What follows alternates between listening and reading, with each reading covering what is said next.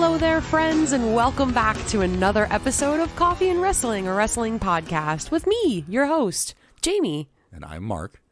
And not the only one here. Just wanted to say, take a second to say, as we're recording this, it is Mother's Day. So happy Mother's Day to all of you Thank that you are so much, mothers, sweetheart. stepmothers, trying to be mothers.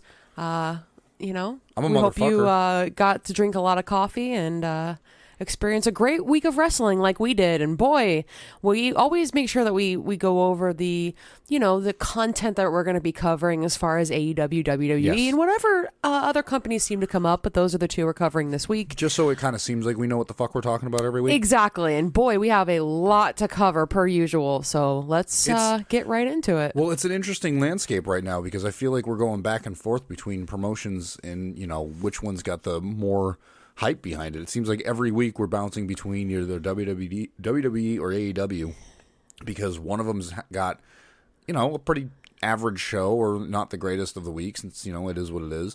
Then the other promotion is just on fire. Yeah, right now it's difficult to say, what's more entertaining. I'm enjoying both. I've got my opinion. I think Dynamite's going to be the star, and I think that's how we're going to wrap up the podcast this week. I think we need to start off with I'll go right. WWE. Oh, but I got to agree with you. 100% Dynamite stole a show this week. Out of the four, out of the big four, it did. And coming from a punk, thrash, hardcore metal background, the big four is a big thing. But yeah, Dynamite killed it this week. Bloodline who? But speaking of Bloodline, kind of related to Bloodline, I guess. I mean, we could talk about the Bloodline. You want to talk about the Bloodline? Sure. We knew we were going to be getting the return of Roman Reigns after weeks and weeks and weeks of just calling Paul Heyman and telling him what to do. I mean, that's what a good lackey does. But yeah, we finally had the in-ring return. Not the in-ring like he was in a match because it's Roman Reigns. God, and no. He only works part-time. Of the Bloodline and the Usos, which that's going to come very apparent here shortly. And as everybody expected, finally came to a head, and Roman Reigns turns to the Usos and kind of calls them out. And there was a moment of tension, which they've been doing a lot with the Bloodline storyline, whether it's Sammy holding the chair for a moment, or if it's, Solo about to give Jay the spike.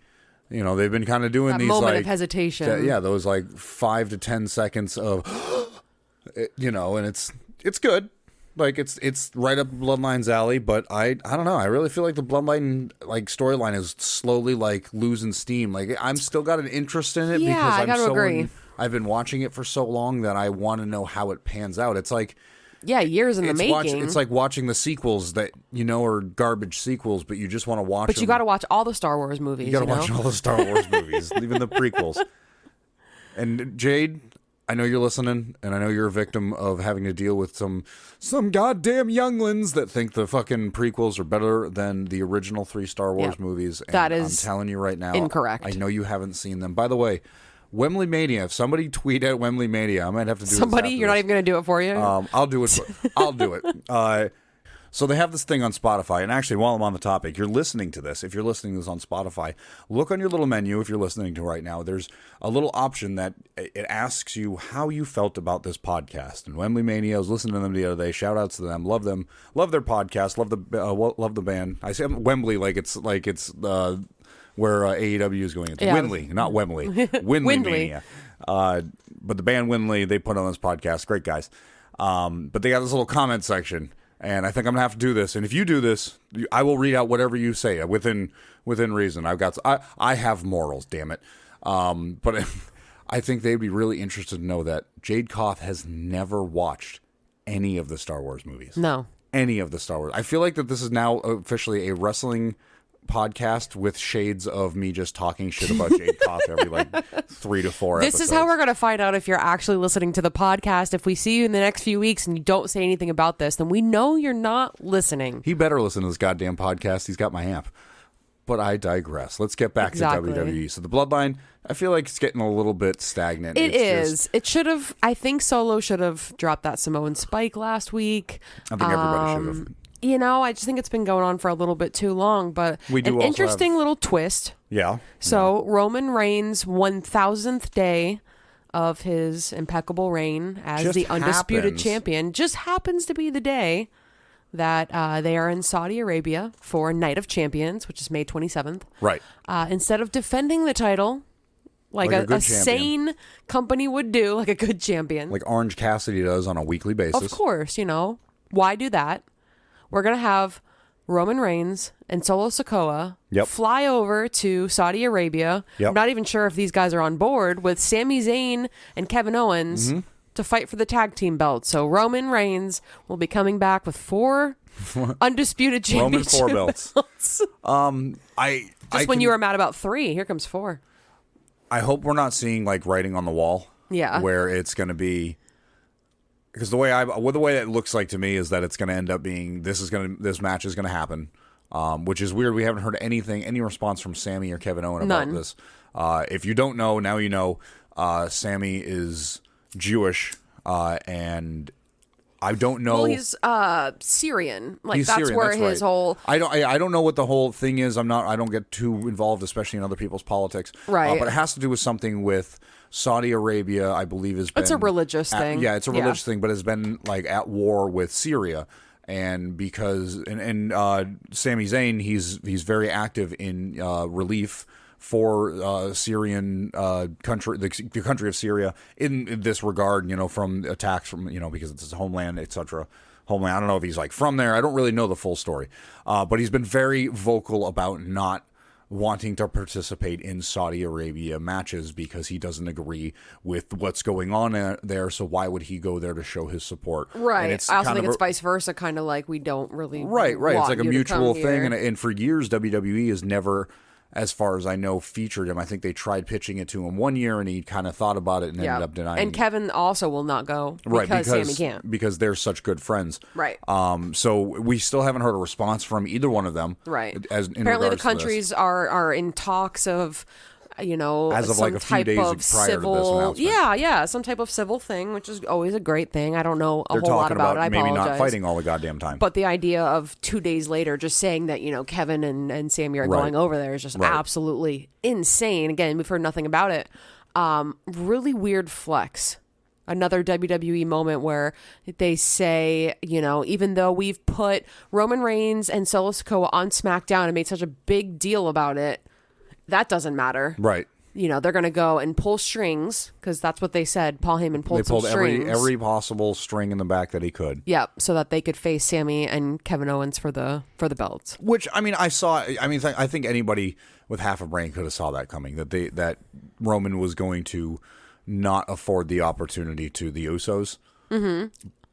Of course. But I was very surprised that they picked them. But I think it's going to play into when they go over there. Of course, the Usos are going to show up for support because it's the Bloodline.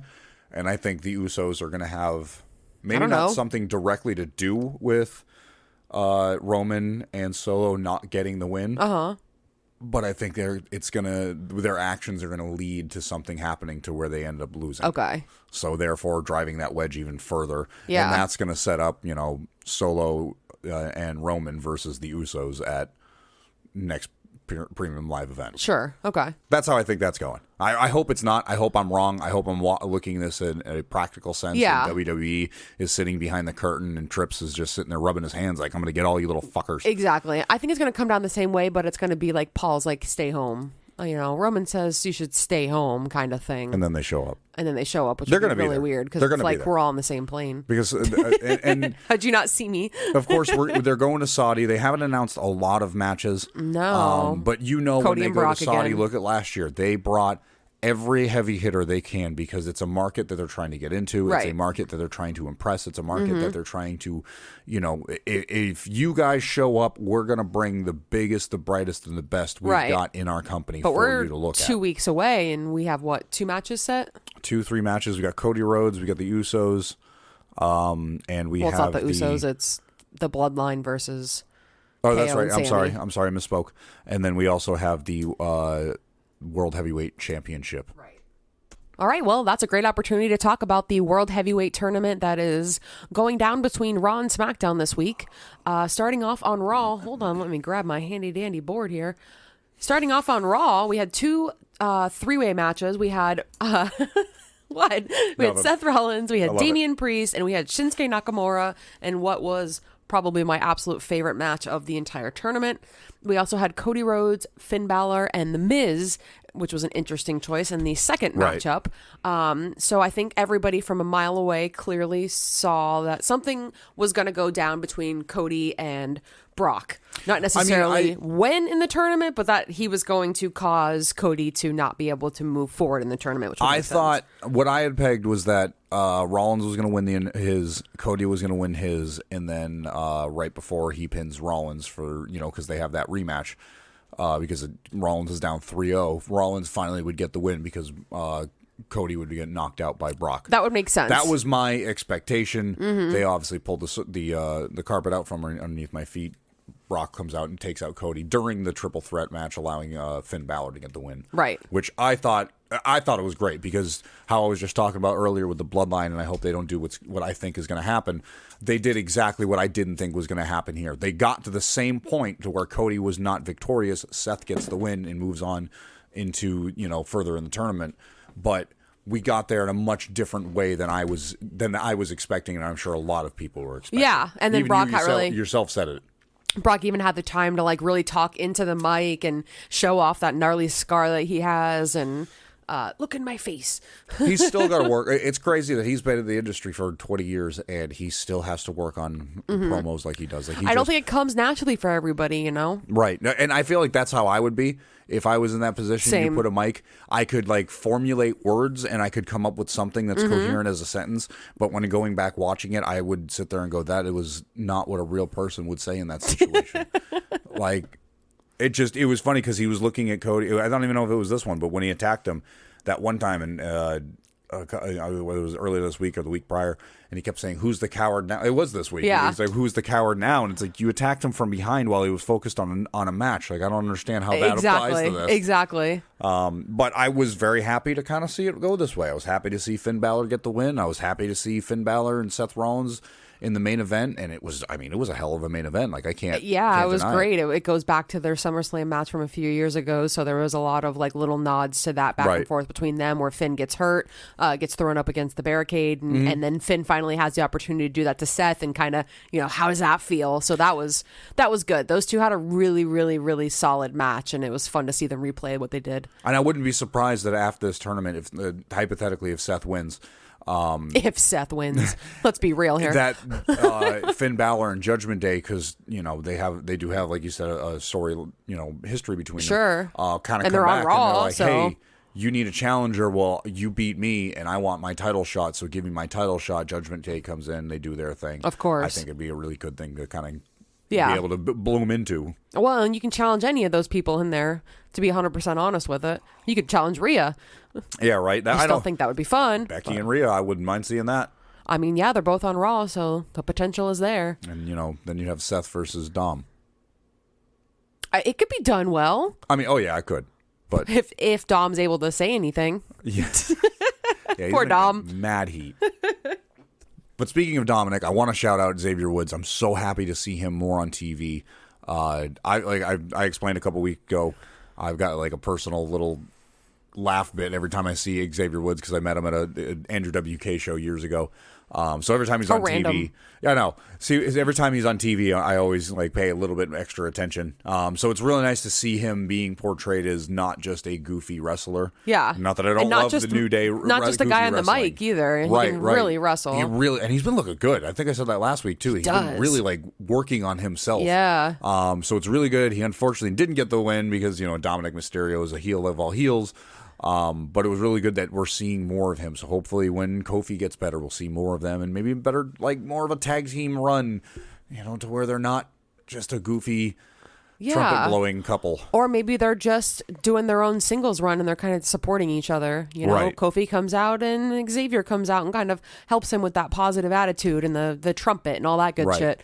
But I would really, really, really love to see Xavier do his singles run. I think it's a good time for him to do that. And I would be amiss to say, or at least say something. I think, honest to God, my WWE match of the week had to have been KO and Sammy taking on the Imperium. Well, before it even started, it was great because KO was mocking their entrance and it was great. waving. It was great. I loved that too, but I don't know why we haven't seen this before. Yeah, I mean maybe because I don't know. But we've got the Imperium. They're on the same show.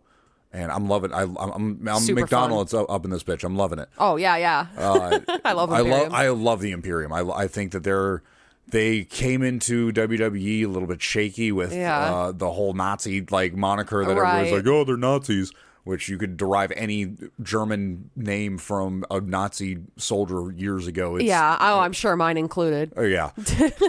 But it's... I don't know. I really enjoy the Imperium. I really enjoy their dynamic, how they're better than you. They're honorable over their sport, but at the same time, they're this absolute heel faction that will do anything to get a win. Right. And then they just have really great matches. They really do. But the presentation, the entrance, first off. Dedication to the character. Yeah. I've never seen either Giovanni or Ludwig ever break character. Oh, no. I mean, same thing with Gunther. I've never seen them ever crack a smile when it's not necessary. But I've seen they can. Oh God, they're just so good as heels. Oh my God, they're that annoying, just mean. No, I love them. They're the heels that you're like, God, I just love they're the every epitome of a villain. second of this. Oh, yeah, it's so good. Shout out to Ludwig. I don't know if you happen to have seen it a couple weeks ago on social media, or if you happen to watch it when he actually came out. But one of the last matches that Gunther came out, I think it was like a week, maybe 2 ago. Right. Ludwig took the jacket and spun it around like a baton and just so good. The didn't precision. skip a beat. It's like these three have been in like a group together for years and have finally honed their craft. Like they just melt together so well. All right, so moving over to SmackDown as far as the heavyweight tournament goes, we were given a little bit of a clash of veterans here when we got Edge, Rey Mysterio, and AJ Styles, who, again, we thought he was still injured, but good for him. Say that you're crazy that you can say AJ Styles in the same vein as Rey Mysterio and Edge.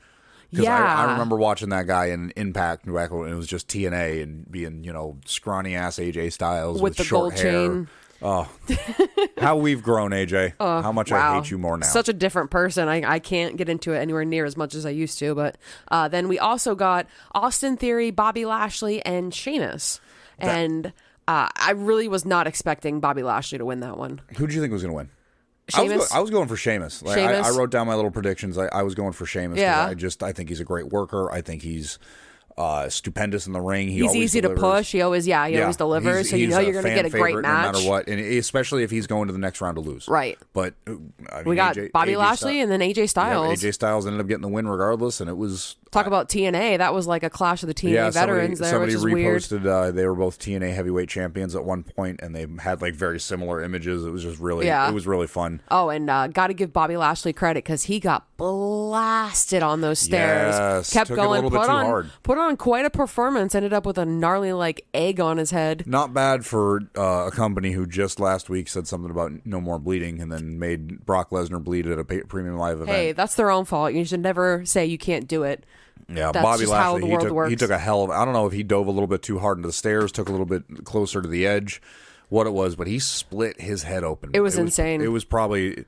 It looked like a slug hanging out on his head for a good part of it. That was the first match. Yeah. Ended up going to the second one, ends up getting that was the second. Well, that was his first match. He opened it up on the first match, and then in the second match, it got reopened. So. And it was SmackDown, so it was like maybe 15, 20 minutes later, he came out and had another match. Oh, yeah. I don't know what they did. Glue him up. I really don't know. They should have done whatever they did with Finn Balor, because when Finn Balor came back from those 14 stitches. They stapled him temporarily. Oh, yeah, I guess with Bobby Lashley, you got no hair up there. You'd see the shiny metal chunks hanging out of his head.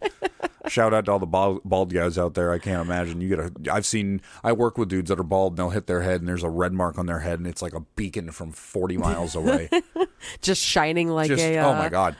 No, it's the exact opposite because you got all that shine and then there's this blemish that just stops. Okay, it's almost like matte. Yeah, it's like somebody drew a fucking black dot on a light bulb. And you're like, what is that?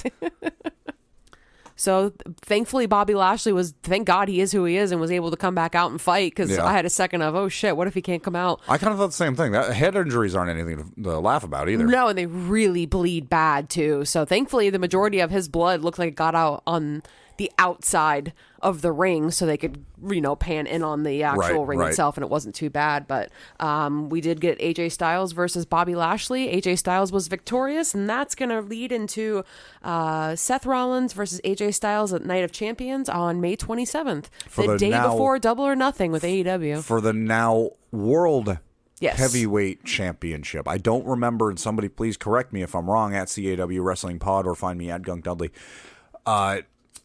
Didn't they say that it was just a heavyweight championship belt when they initially debuted it? I don't remember them stating it was a world heavyweight championship. It's possible not, but I also don't remember the world. Is this a Berenstein Bears situation? Yeah, and it's Berenstein Bears. Berenstein Bears? I don't know. If you haven't heard of that, go if you're over the age of 20, go and look into that phenomenon, how we all thought it's Berenstein Bears and it's Berenstein Bears. And yeah. How did all of us get it wrong? It's really weird. So we're going to have Seth Rollins versus AJ Styles.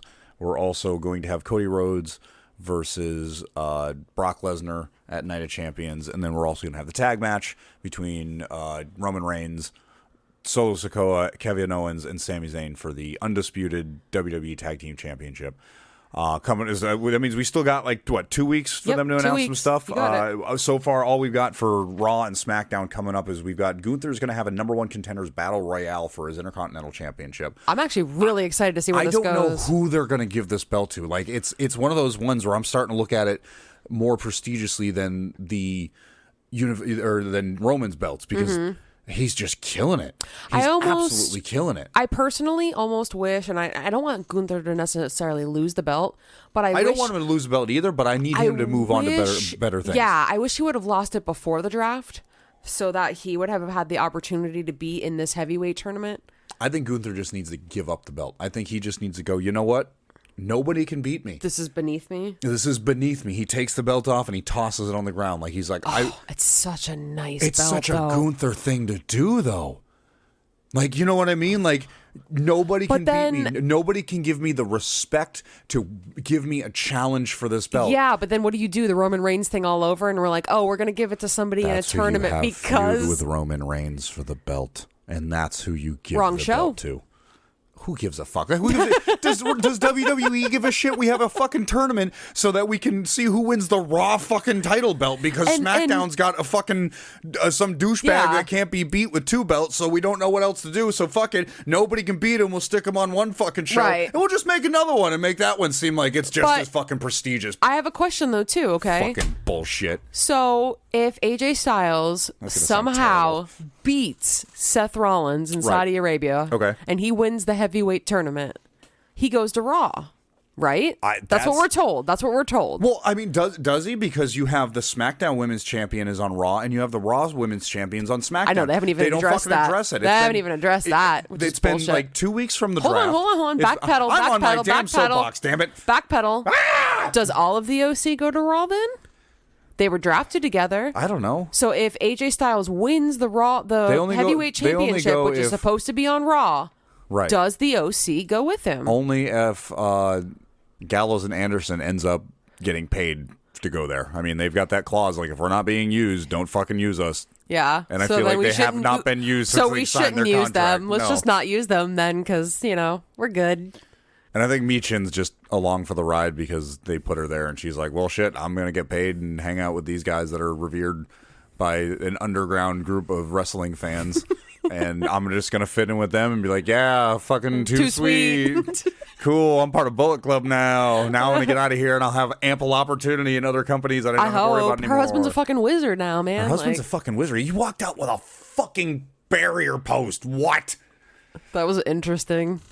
Of all the weapons that Keith Lee walked past this week in Rampage, he grabbed the thing that they pull out so you can't things get that ahead. Shouldn't be in the back, actually, now that I think about it. I feel like those should be in the front of the building. Yeah, he actually went to the front of the building. We've got the Gunther #1 Battle Royale. We also are going to have Shinsuke Nakamura will be taking on The Miz, who The Miz was trying to create a partnership with him called, the Miz, the Nakamizamura or some bullshit. Fucking Miz and his Miz K. Nakamura. Miz K. Nakamura, there we go. Miz K. We're also going to have Nakamura. Becky Lynch.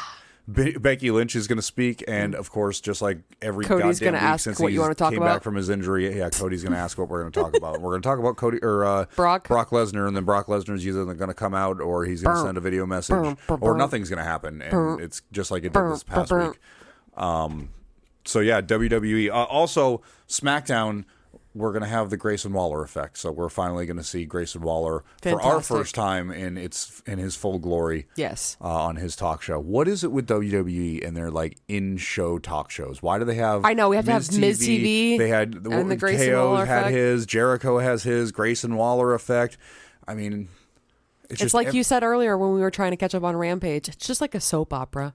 Oh, 100%. If you watch wrestling, you do realize you watch one of the longest running consecutive fucking soap operas. And if you don't agree with me, you are a child and you have not sat down and thought that this is a sports-based soap opera. Everything is bullshit. All you see on TV is purely fabricated. The only difference is that it's recorded live and sometimes shit's squirrely and you have to like adjust shit on the fly. But besides that, everybody that watches wrestling is a soap opera fan. And don't tell me you're not, because I swear to God, any other place where a black man has sex with a old woman and gives birth to a fucking hand, and you watch that shit and you go, yeah, I'm going to make this like a part of my life for the next 30 years. Generation. No, that's not a different fucking generation. Have you seen the indies? Have you seen the fucking indies? Have you not watched Baka Gaijan over in Japan with Chris Brooks? They wrestled in a bar and there was a death worm that did wrestling.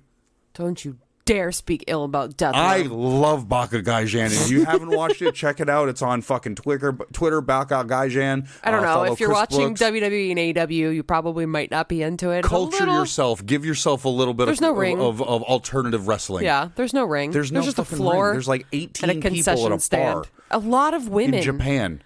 A lot of women that just, I think it's because of Chris Brooks. Yeah. He is a dreamboat. He is my punk rock dreamboat. Okay, yeah, I could see that. Yeah. He's got that swoopy hair. He's skinny. He's tall. He's got a Misfits logo on everything he owns. Yeah, he's got the strap. And he wrestles arm thing. He wrestles in Japan. Like, is that hot? let me just tuck my lady boner in my underpants here. I think this would be a good time to talk about. Can we talk about AEW now? now? Yeah. I think we need to talk about AEW. You need to calm down with all this weird shit that I keep talking about. AEW. What do you got? AEW. I love AEW this week. AEW Dynamite. Was on fire this week. Dynamite was so good. Rampage was good. But Dynamite was so fucking good. Yeah. Not a lot to talk about Rampage-wise. Not that it wasn't great, but just Dynamite was so triumphant in the world of wrestling this week. And if you missed it, you really shouldn't listen to us talk about it. You should really just take the 2 hours to go back and... Listen to us and then go back and appreciate the words we speak. Because there are spoilers. Everything we talk about is spoilers. If you're listening to wrestling podcasts, it's spoilers. But God damn it, it's so good not to talk about. Well, if we're going to talk about AEW, I feel like the great way to start and the way Tony Khan would start it off was, let's talk about Orange Cassidy versus Daniel Garcia. What a great match. Now, we missed it. I don't know. We were just kind of talking bullshit. And we have kids. You know, we kind of missed it. So we had to go back and rewatch it. And it was so worth the time to go back and rewatch it. It really was. We talk about sports I don't remember entertainment. it being so good. Daniel Garcia is so hilarious, just his like 90s dance moves and the way he like interprets that into his character. And that plays into his downfalls in this night. It actually really did, and Excalibur explained that exact thing. Right If he wasn't trying to be such a sports entertainer, maybe he would have actually won that match. And it's true, because he does these like little like dances where he's like trying to, I don't know who he's trying to swoon, but he's trying to swoon somebody. Janet Jackson, maybe. But you know, he does these things where he is a sports entertainer, and because of that, even Orange Cassidy, one of the quote unquote laziest wrestlers on the roster, gets the advantage on him. Sloth style, baby. And I think it's starting. I think it's starting to register in his head. It's been registering for a while, but I think it's really starting to run home. And I'm absolutely loving these little sprinkles of this, because it's a slow burn with Daniel Garcia. Every match he loses is because of his cockiness. Is because he's right. And if you remember because we were talking about when he first debuted, we hated him. We couldn't stand him because he was just this angry dude that just wanted to fight, and it really reminds me of somebody who would be in the BCC. Yeah. And I know he teased with Bryan Danielson way back when with being in the BCC because he was so violent. Right. And really, it's talk about long-term storytelling. I'm starting to put my foot in my mouth lately with AEW. Yeah. But this has been really good. Like, if he would have joined the BCC, he would have been at the top of the pile, but he joined Jericho. And yeah, he's had good rivalries. He's had good matches. He's had good opportunities. Right. He was the pure champion, but that's it. That's all he's gotten ever since he's been with Jericho. You know what I mean? But I'm really loving like the little sub-stories within other stories. Agreed. It's been so good. Agreed. And Orange Cassidy, typical, is able to do, his thing of just not giving a shit. Picks up the win, and he's actually, I think it's 21 title defenses, something like that, which has really been an incredible run for this belt.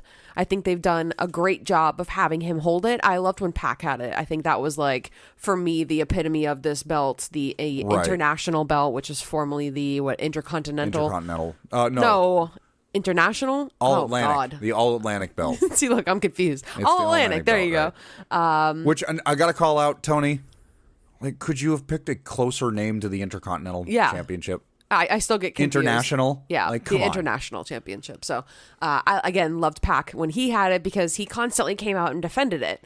It was like a weekly basis. It was very similar. He even went to different countries that defend it, so that was really cool. Yeah, it was very similar with Orange Cassidy to where it was at least once a week you'd see clips, or even on AEW Dark they would show a lot of, rest in peace, Dark and Dark Elevation, but they would show a lot of his title defenses overseas, showing Rev Pro, showing a couple other ones, As it should be. It's an international belt. Right, it should be defended. It should be defended all in. And I think a lot of people have kind of taken problem with that with the belt it is now because it's been defended primarily on United States soil. But always against people that are from different countries. Not always, but a lot of times they're from different countries. Right. So it's kind of sad when you see them lose. It's like you feel bad because it feels like it deserves to go to somebody from a different country, but he's constantly defending it. He's from Canada. He's from the United States. I thought he was Canadian. No, I'm pretty sure he wears a Canadian tuxedo.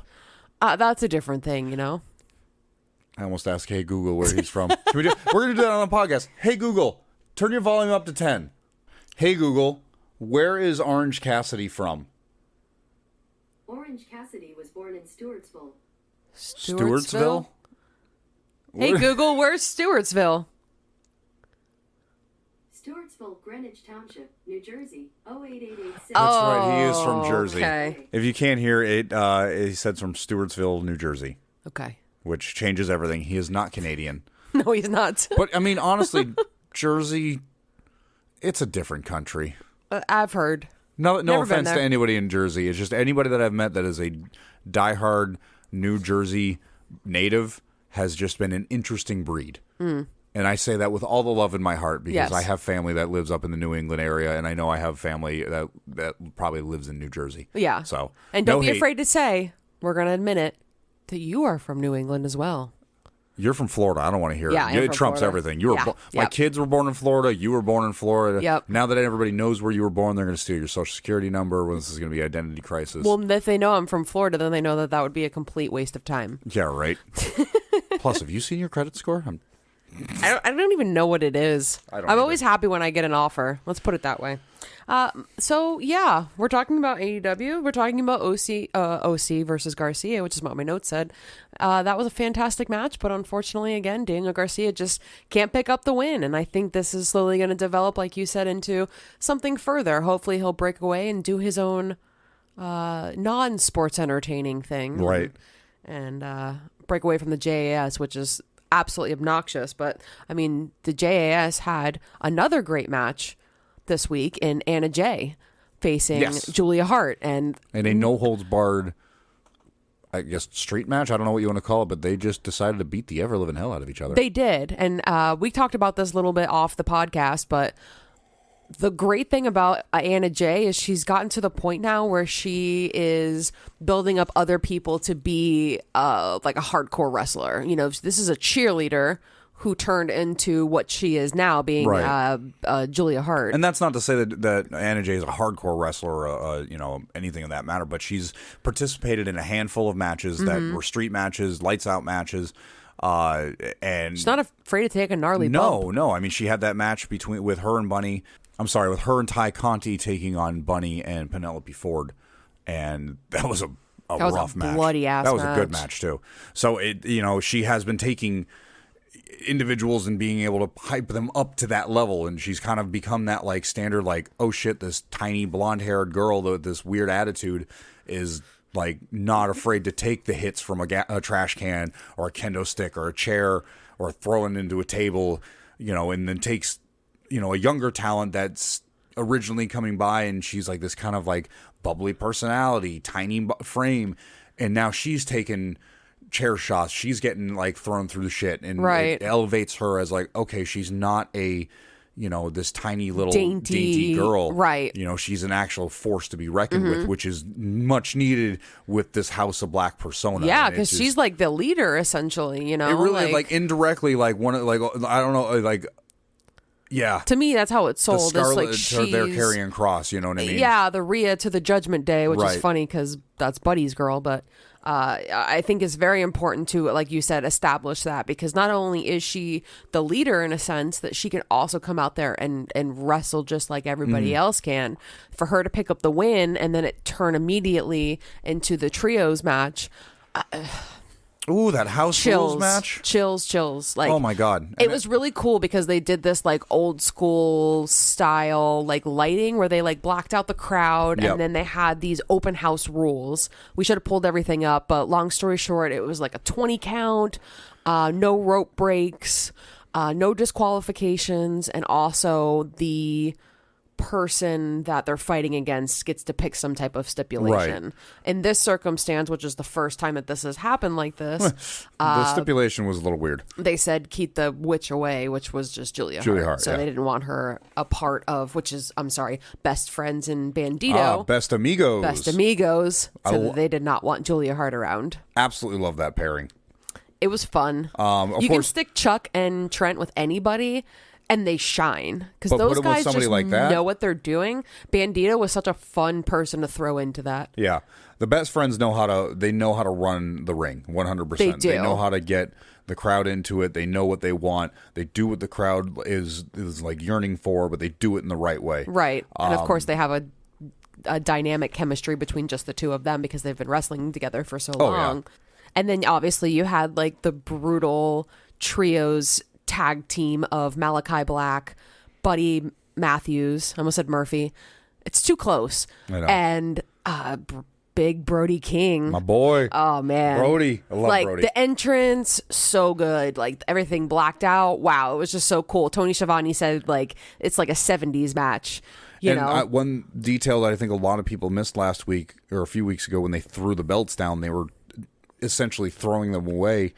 And they I don't know if they debuted them or what you want to call it. They had a photo that they posted with Turnstile, and then they're holding these new blackened style trios tag team belts. And I think it's been a really cool dynamic the way that AEW has been like customizing belts, very akin to that Attitude Era, right? where somebody gets a belt, like Stone Cold had his own. Yeah, John Cena had the spinner belt. Yeah, you had Bray had his own little Fiend belt. Yeah. It's like attuned to the person who has it, the Triple Yeah, B yeah. with MJF. Right. And I like how they're kind of doing that. They don't change like a huge, but it's like, you loading it up in 2K23, you and the belt, and they're like, well, you can change a few things. Like, well, I'm going to put the Burbank on my belt. You know what I mean? The Burberry, you mean? Burberry. Like, why not? But of course, like House of Black, why wouldn't you have blacked out belts? It's one of those things that you gold don't and think shiny about. compared to like dark and spooky. Yeah, it's them spooky belts, such a man. nice little detail that adds a little bit more to it. You don't have this colorful like flag hanging off the front of it while you have dark and spooky Brody King standing there, and the only thing colorful, the tattoos around his skin. Right.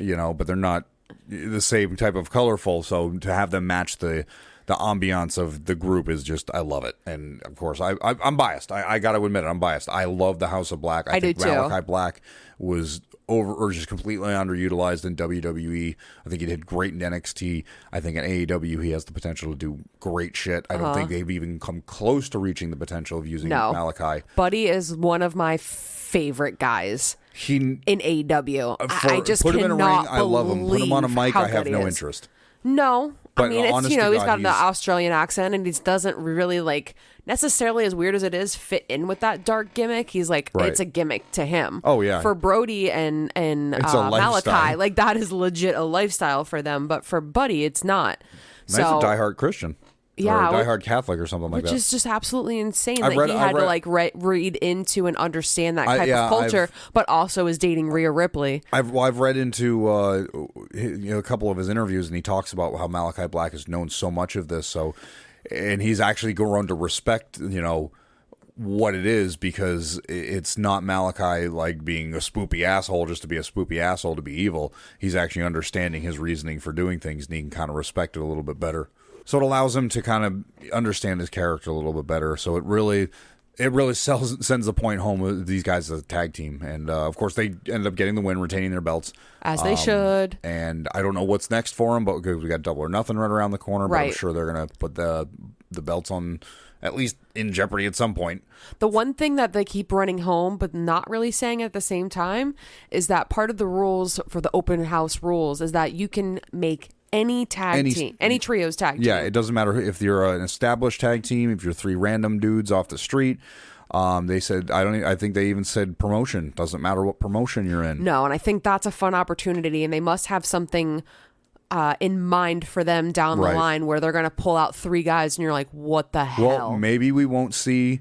Maybe Forbidden Door. My brain is going. You know me and my fantasy booking. Maybe we won't see anything at Double or Nothing. Maybe we won't see anything at Double or Nothing. Okay. Maybe we're going to build up to Forbidden Door. Please.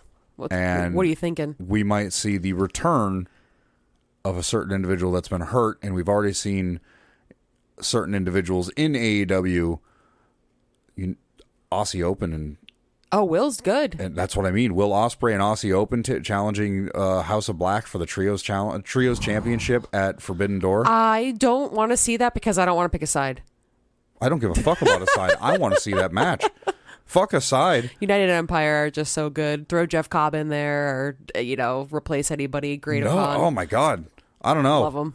I don't know. Aussie Open and Will Ospreay. That's who I want to see face House of Black. Very interesting at Forbidden Door. Okay.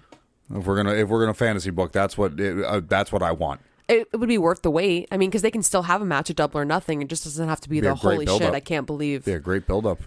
Absolutely. That's what I'm hoping for. Yeah. Well, remember this is Forbidden Door, so this could be any promotion. Right. Well, I mean, I don't even think they're with a promotion right now. Oh, no, Will Ospreay's with NJPW. Right. I think Aussie Open's just floating around the circuit. Yeah. They've been showing up on ROH. They just showed up on, like I said, AEW. They look like they're just like couch surfing, and they're like, hey, who's got a spot for me for the weekend? AEW's got plenty of room, apparently. Please keep booking them. You got Kyle Fletcher's, I believe, challenging 1,000%. Because is it a confirmed match? See, they haven't said when it's going to happen, so maybe that's what's going to happen at Double or Nothing, rather than have it be a tag match. It's going to be Kyle Fletcher, and he's already the never open weight tag champion, as well as the IWGP champions with his partner and picked up Mark Davis. Phew.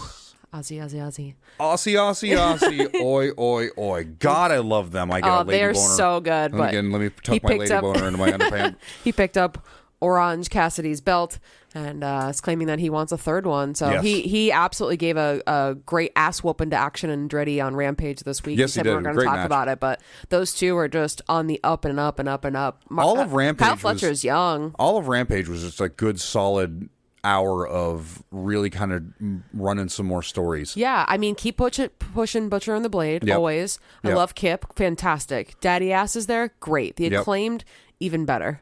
I don't know what we're doing with them as a trios, but I know they won the trios battle royale last week, so I'm sure that's going to come into play. So we might see that might be a Double or Nothing right there. That might be your trios tag title match at Double or Nothing. Okay. And then Forbidden Door, you get Kyle Fletcher, Mark Davis, and Will Ospreay. I don't know. I'm having a hard time. Because the great thing about the Acclaimed is they can lose and nobody cares. Right. I mean, they'll care, but not in the sense that they'll lose steam. They still celebrate them. Yeah, they don't lose steam. It's not really a big deal. So. All right, so if we're going to talk matches come Double or Nothing, or I mean, I'm not even going to touch Forbidden Door. That's going to be an entirely different monkey. I know. It's so hard to predict those because I feel like Tony Khan just like every day he poops for a week. He just is like, who would be fun? Like you said, he gets his little action figures and he's like, who do I want to fight? Yep, closes Kenny his eye, Omega. reaches in his bins and be like, Diamond Dallas Page, what are you doing?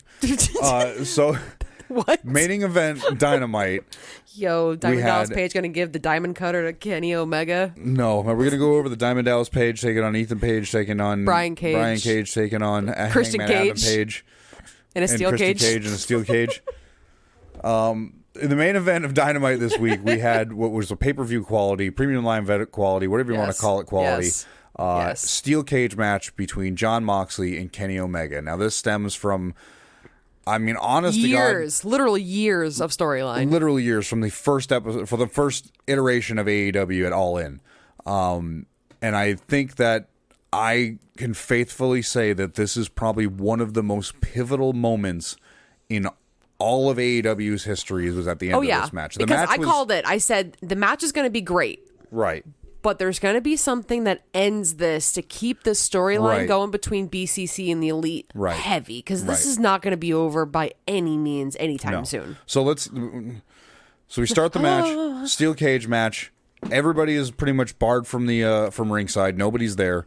You just got Jon Moxley and Kenny Omega in the ring, and the match itself, phenomenal. Yeah, it starts Absolutely outside phenomenal. the ring. Starts outside the ring, get thrown in the ring. They go through the cage. I thought Kenny Omega broke his femur bone when he went through that cage, the way he got hooked, and apparently he's really banged up from the entire match. Understandable. Fortunately, nobody got hurt. Seriously hurt anyways. Had a great They gave it their all, match. as they always do. Right. And then, of course, the wild card comes down. Don Callis. And everybody's like, okay, Don Callis, Kenny Omega. Great, whatever. Get in the ring, and Don Callis does some shit, grabs a screwdriver from Jon Moxley that he's about to drive into Kenny Omega's head. And Kenny Omega, I think he hit the one. That's right. He hits the one-winged angel, goes for the pin, and Don Callis stabs Kenny Omega with the screwdriver, literally screwing him. Yeah. And Jon Moxley gets the win. I can confidently sit here, fuck you, phone. I can confidently sit here and state that I feel like that was one of the most pivotal moments in AEW's history, is when Don Callis turns his back on the Elite. And I swear to God, I had claimed and Kenny this Omega weeks ago. Specifically. I mean, when you talk about the relationship between those two, have you seen that painting? Yeah. Have you seen? Go ahead and Google Don Callis, Kenny Omega painting. If you haven't seen it, this is the type of relationship that these two men had. I mean, Kenny calls him his uncle. Oh, yeah. He calls him his family. Like, he was so brokenhearted that Jon Moxley split Don Callis' head open a few weeks ago. That this is why this steel really cage match happened. Yeah. What a twist. Never would have thought that this would have happened. AEW got me so hard with this. Yeah. I stood up off the couch and was yelling. I could not believe what I had just seen. Well done. It was. It really, really was. It was completely unexpected. They pulled the trigger at the right time. Now but now Don Callis has not made comment on why he's done it. No. And hold on, before you go too far. Lexi Nair did try to get an interview with Don Callis on the way out from Dynamite to get a comment. He would not comment. Right. But was on the phone with somebody. And I feel like that is a very important piece of the puzzle. Right. That wasn't by coincidence. No. He was on the phone with somebody. Who? I know the first name that comes to my mind. What's coming to your mind then? Takeshita. Takeshita, yeah. Is he trying to get Takeshita on his I had side? said something about, and I wish Takeshita on the Elite side, or is Takeshita on Don's side? I'm going to have to go back and listen to our podcast, because I remember speaking about this when there was the BCC and the Elite in the ring with Takeshita, and he had to was trying to be the peacemaker. Yes. And I said way back when that I believe that Don Callis is trying to groom Takeshita to being the next Kenny Omega. He's young, he's fit, he's popular. Kenny Omega is getting old, he's injured, and he's getting worn out. Is he like 2 years older than you? Shut up. That's not the point. I think he's actually younger than me, believe it or not. Yeah, I thought he was like 38. But he is for a wrestler. He's been doing it long enough that his body is hurt, and every time he gets in the ring, he's reducing his life as a wrestler.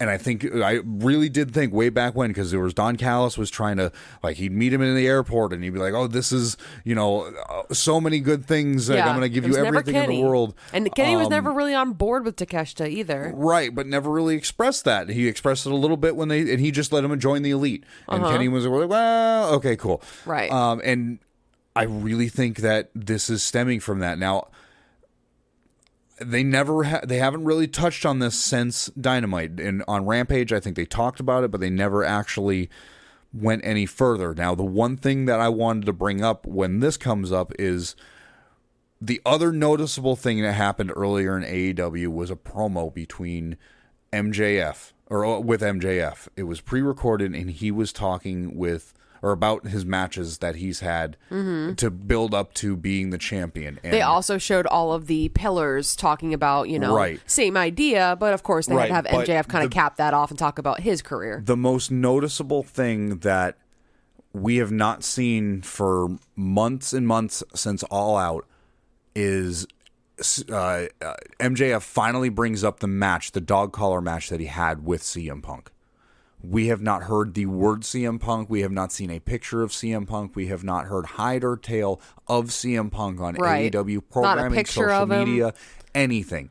We have not seen anything. And all of a sudden, MJF is openly talking about CM Punk. They are showing images and video of that match. The same night that Tony Khan announces that he has another announcement next week and about something on TNT. They've also brought up All Out before and the stripping of the titles of the trios titles from the Bucks, but they've never said why. They never said why. They never said CM Punk. They never said anything, and they just are now showing. And I know MJF's one to bend the rules, but this was not. They showed pictures of it. They showed shots of the dog collar match. But and, this isn't MJF just bending the rules because he's MJF. This was a AEW setup promo. This was intentional. So this has got to be all but confirming AEW Collision. It feels like because you have an event in Chicago that was moved from a Wednesday, I believe it was a Wednesday, to a a Saturday show, and it's a live show, and it's not labeled AEW Collision. It's not labeled an AEW house show. It's not Dynamite or Rampage, and it's in Chicago. And it's in Chicago, the one place that every time they've gone to Chicago, some fucking insanity happens. Right. I can't believe that this is anything but AEW Collision, CM Punk returning, and every bit of rumor that we've heard in the past couple of weeks. And I hope might be all but confirmed. We can't really know for sure because I think that shows in June. They've got the trademark done. They've got, but they're going to have to start hyping it up. They're going to have to start hyping up a second And it's supposed show. to happen next week that we're talking about this announcement, and I feel like that is exactly what this is. That makes sense. I can't see what else it would be. It has to do, and Tony Khan was just confirmed on a podcast of Maggie and Purioff. I don't know what that is, but he was confirmed saying that the announcement next week involves TNT, the network. So it's got to be a second show. It's got to be unless more it was ROH, because he even referenced that AEW has gotten bigger and it can do more than what it is currently doing. So I can't see how it would be anything but that. Especially since they openly can dark elevation. Yes. So they've got so many people openly, but like silently. They kind of did it and we're like, oh yeah, we canceled them. So, they've got so much time that they need to fill, and if they're willing to make another show for that, like that's obviously fantastic, You've already got Ring of Honor. Which doing its own thing too. Which at one point in its history was Impact Wrestling or TNA's like farm league. Like the ROH really was feeding a lot of people from their ranks into TNA at the time. That's how Jay Lethal got there. That's how the Motor City Machine Guns end up showing up there. A lot of that had to do with TNA. So having ROH as kind of a farm league for AEW, kind of a dark elevation, makes a lot of sense. If they're going to do this other show, I think it's a great opportunity. If they're willing to have the sponsors and the TV time, like go for it. They have enough content, enough people helping with the content. They have Will Washington, who recently got hired. They have Sanjay Dutt and QT Marshall. All of them having almost legendary producer credentials at this point. Exactly, doing a lot. Maybe not legendary, but pretty well. They're really. There's a reason why they're in the positions they're in. Together a very cohesive show, and the storylines are really good.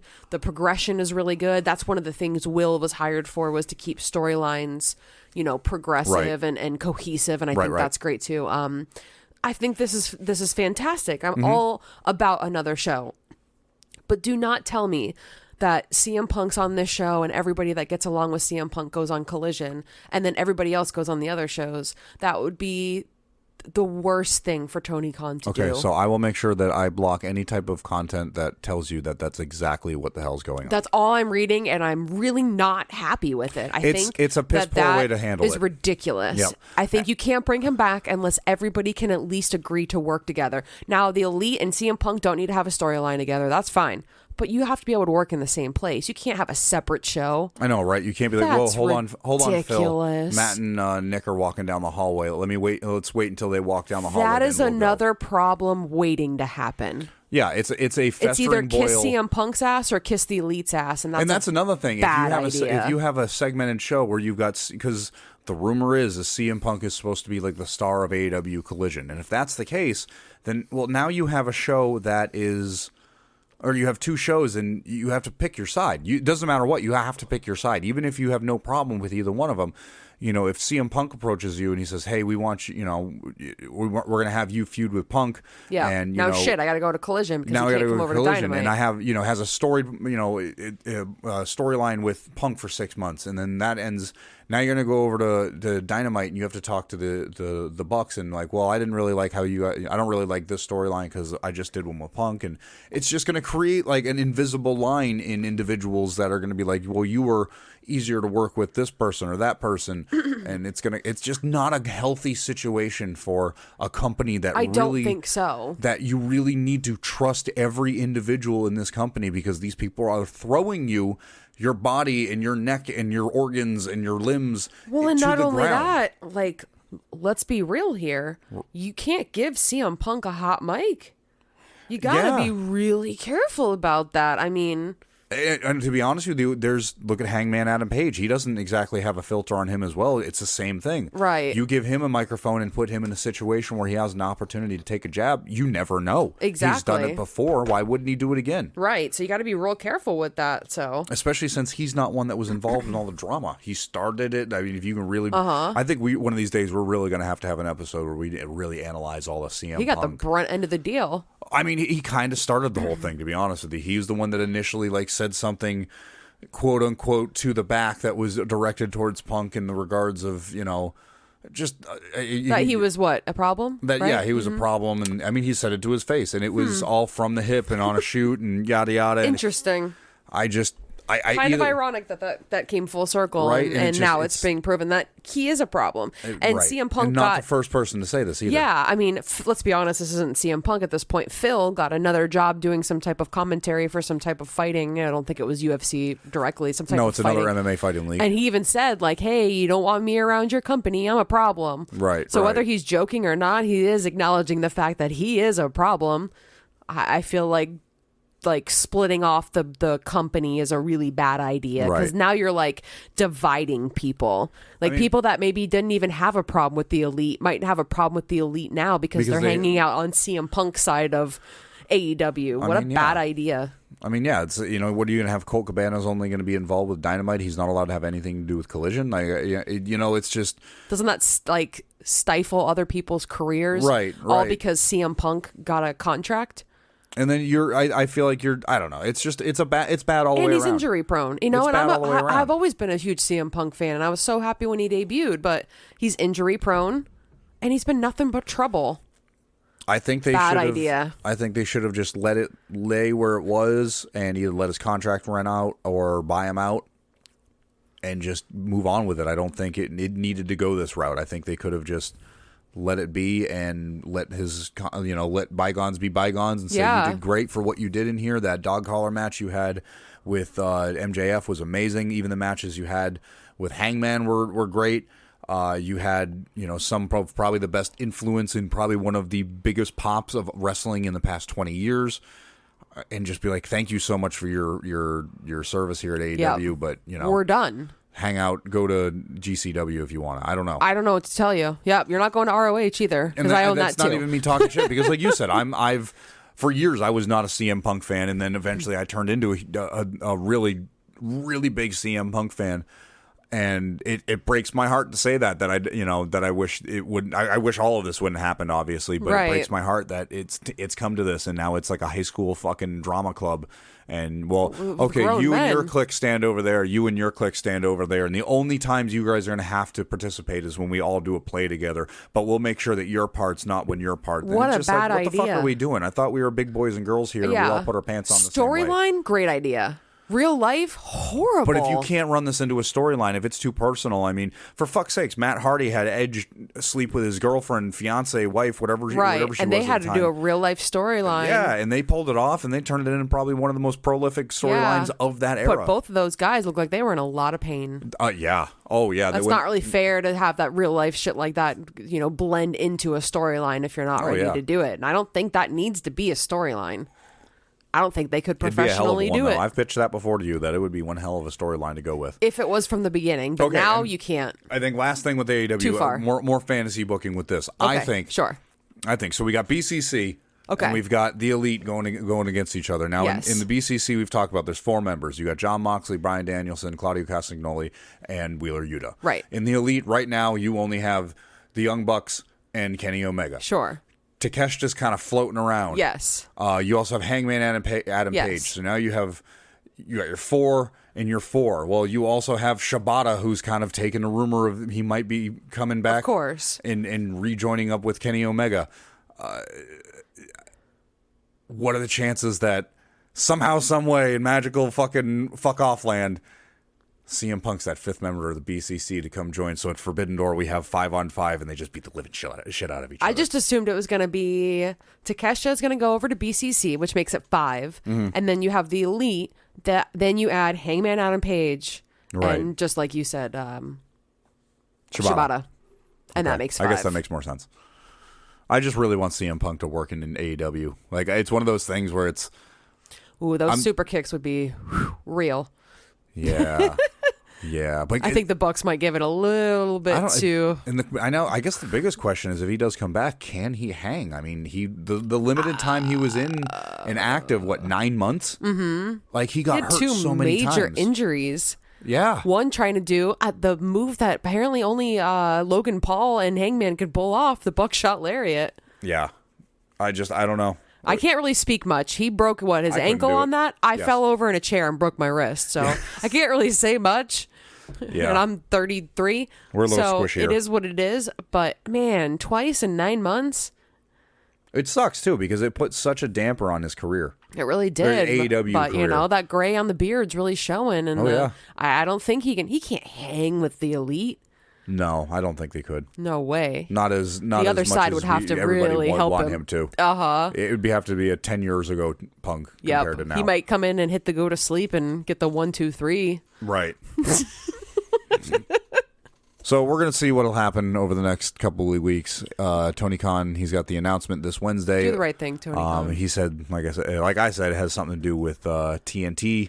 So I'm sure it's going to be something to do with Collision. Don't know if Punk is even going to be an announcement or even a thing. It's never confirmed. Nothing is confirmed. We're a podcast. We literally live in the world of what ifs and could be's, and we just try to bring you this information in a condensed chunk of nice coffee and wrestling. And yeah, AEW Dynamite, it absolutely killed it this week with that John Moxley, Kenny Omega spot. Mm-hmm. We've got the announcement. We've got Double or Nothing coming up.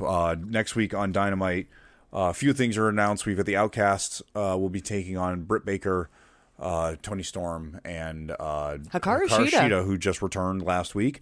We are also going to have Chris Jericho will be taking on Roderick Strong in an Falls Count Anywhere match. Yes, Adam Cole and JAS are banned from the arena. Right. So maybe we'll see something. And then the continuation separately of Bullet Club Gold. Jay White will be taking on Ricky Starks after his match. That should have been saved for Double or Nothing. Robinson last week. Yeah. Whatever. I think it's leading to something. I think they're trying to do something with Bullet Club Gold, and I keep my ear to the ground with NJPW. I don't watch it as religiously as I really want to. I, honest to God, I watch a couple matches while I'm at work and I'm supposed to be doing something, and I'm just sitting with the laptops, and I'm like, oh yeah, I'm looking at a PDF of how I'm supposed to install this, and I'm really just watching Deathworm Baka beat Kaijin. up. Yeah. But I really like David Finlay. When Jay White left NJPW, David Finlay took him out and basically said, I'm going to clean house with a Bullet Club. Yeah. I'm going to turn this T-shirt company into Yeah. what it used to be, like a feared faction. And I have a weird feeling come Forbidden Door I'm hoping that the same. we're going to see some Bullet Club history. Mm-hmm. We're going to see factions clash. We're going to see certain people get mad at other people. And I think it's going to involve Jay White and Juice Robinson.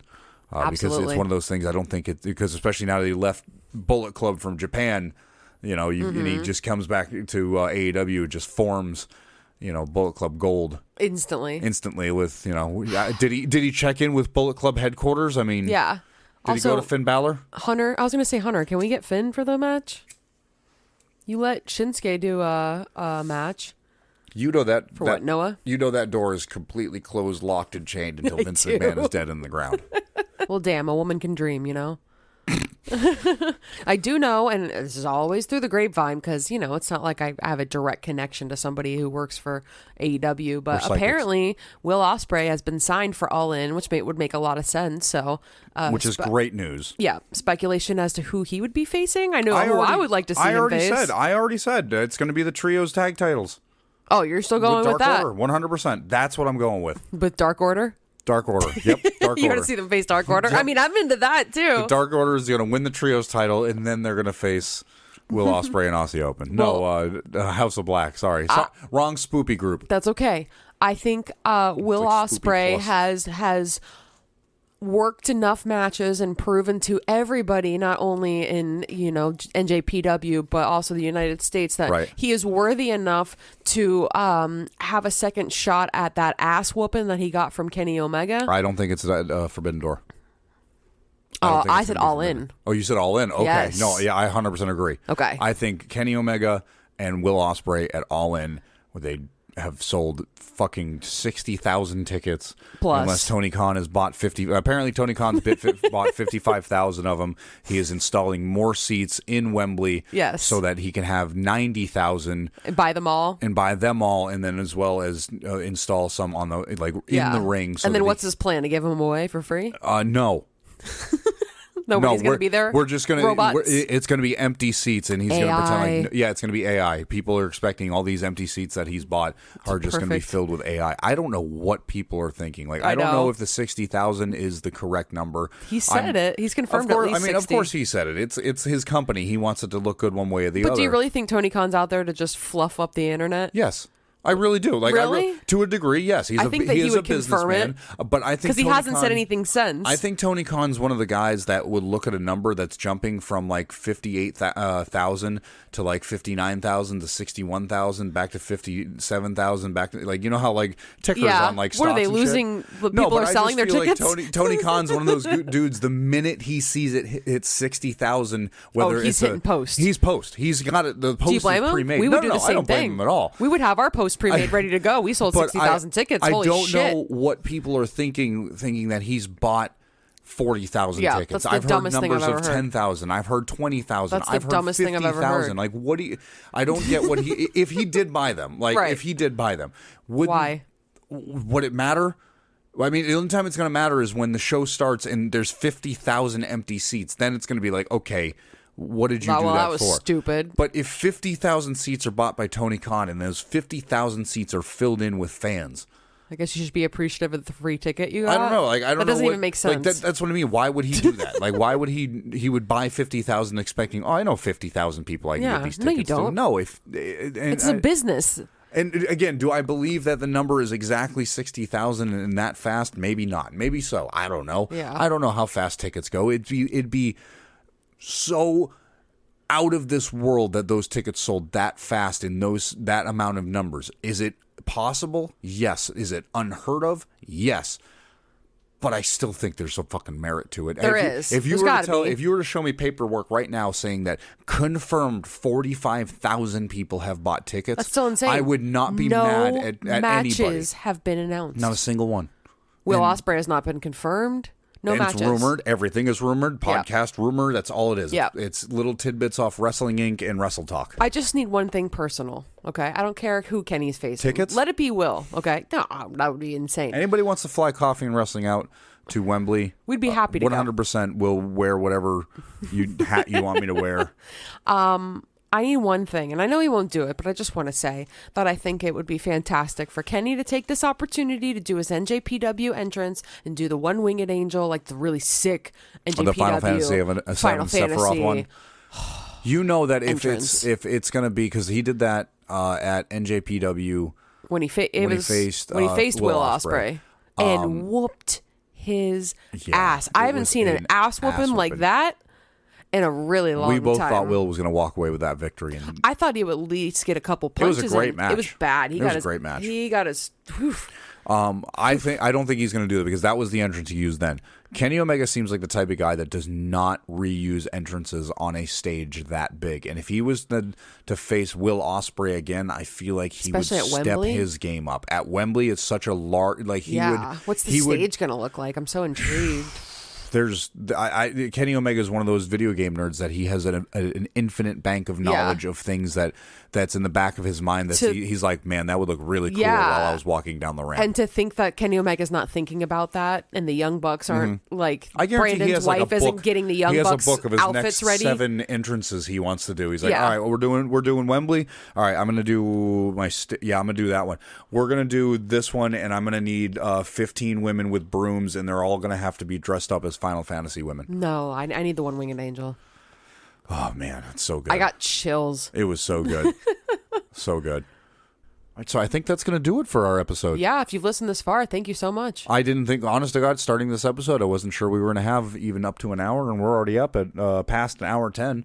So if you listened this far, and I really hope you have, thank you so much for listening. If you liked what you listened to, make sure you follow us on Twitter, Instagram, Facebook, YouTube, at CAW Wrestling Pod, where we post our new episode every Monday. God willing, we try.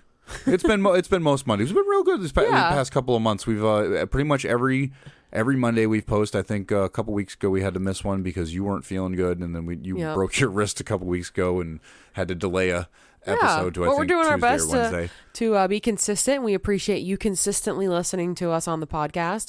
Make sure you follow me on Twitter. I'm at A Bacon Party.